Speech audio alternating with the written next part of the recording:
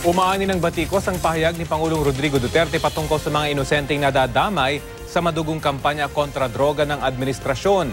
Para naman kay Senator Lacson, dapat mabigyan ng kompensasyon ang mga pamilya ng mga nadadamay.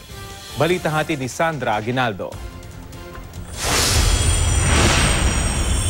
August 31 ng nakaraang taon, namatay ang 4 na taong gulang na si Althea Barbon sa isang buy-bust operation ng mga pulis sa Gihulngan, Negros Oriental. Sa investigasyon, lumalabas na target na ng police operation ang ama ni Althea na si Aldric. Nang matunugan daw ni Aldric ang mga pulis, tangka itong bumunot ng baril, pero naunahan siya ng mga pulis. Nang bumalagtaraw si Aldric, nagulat umano ang mga pulis na may batang kasama na tinamaan din ng bala.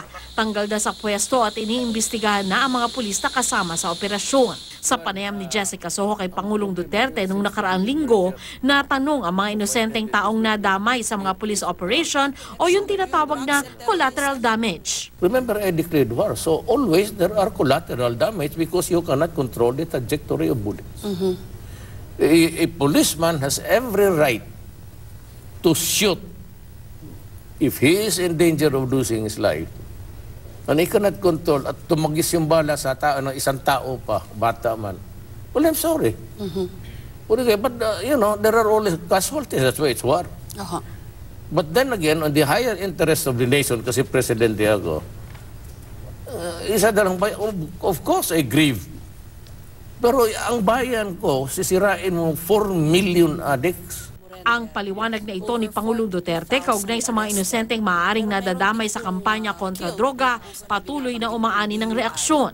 Para kay Balanga Bishop Ruperto Santos, mahalaga ang buhay kaya dapat walang puwang ang collateral damage sa kampanya kontra droga.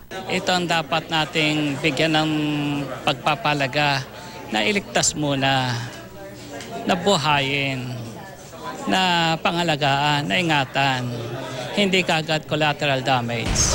Ayon kay Bishop Santos, ang kahalagahan ng buhay ay isa sa matatalakay sa Fourth Apostolic Congress on Mercy, isang international Catholic gathering na gagawin sa bansa at dadaluhan ng libu-libong Pilipino at dayuhan. Hindi raw nila tatalakayin ang patayan sa bansa, kundi yung kagandahan at importansya ng buhay ng tao. Si Senador Ping Lacson, naniniwalang dapat mabigyan man lang ng gobyerno ng compensation o kabayaran ang mga biktimang nadamay lang.